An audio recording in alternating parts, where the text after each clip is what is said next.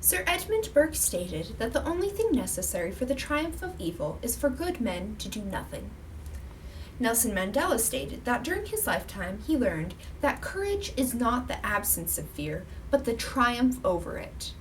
A brave man is not he who does not feel afraid, but he who conquers that fear.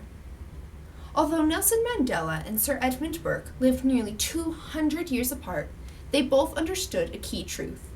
They both knew that if we allow our fears to stop us, evil will prevail. Action, unimpeded by our fears, is what will lead to the triumph of good.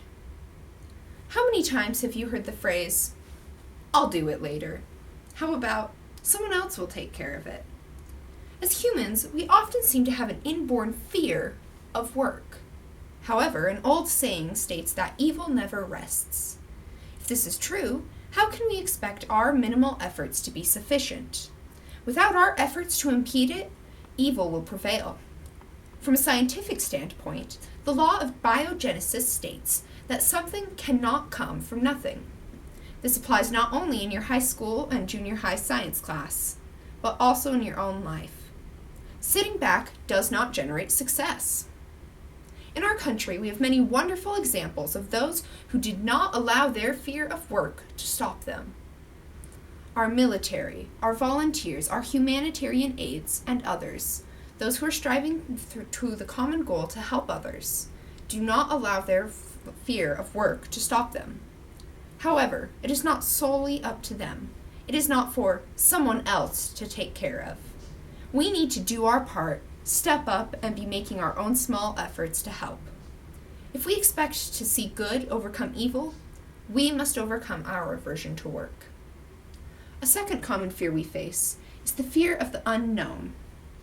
Whenever we are faced with an uncertain outcome, we tend to feel fear. Fear of the dark, fear of judgment, and fear of the future are all fears of the unknown. We will all feel fears of the unknown at some point in our life, and this is okay. Everyone does. But when we allow that fear to stop us from taking action, that is when it becomes a problem. Malala Yousafzai recently became the youngest person to ever receive the Nobel Prize.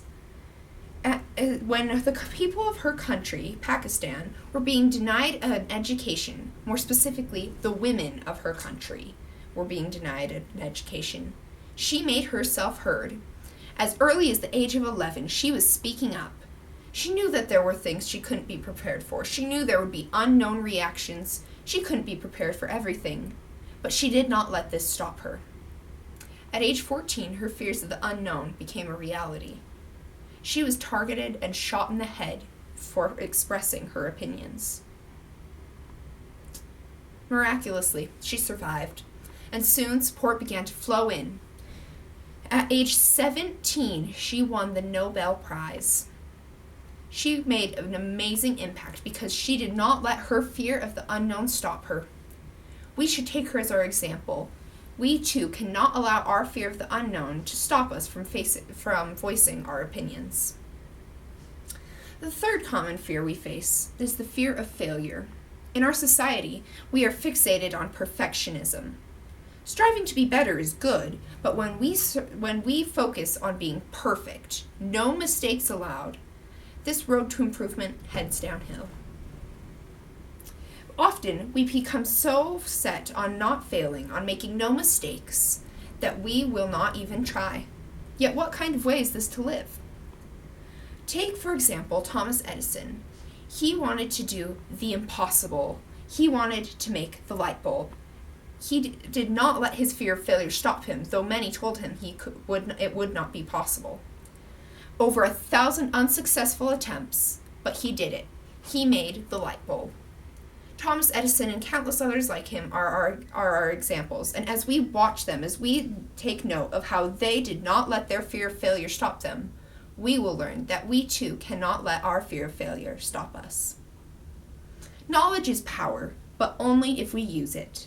Sir Edmund Burke has given us the knowledge that when good men do nothing, evil triumphs. But what about the other way around? What about when we do something? Let us show him. Let us be the examples. When we do not let our fears stop us, when we do act, when we do stand up, think of all the good that we could do.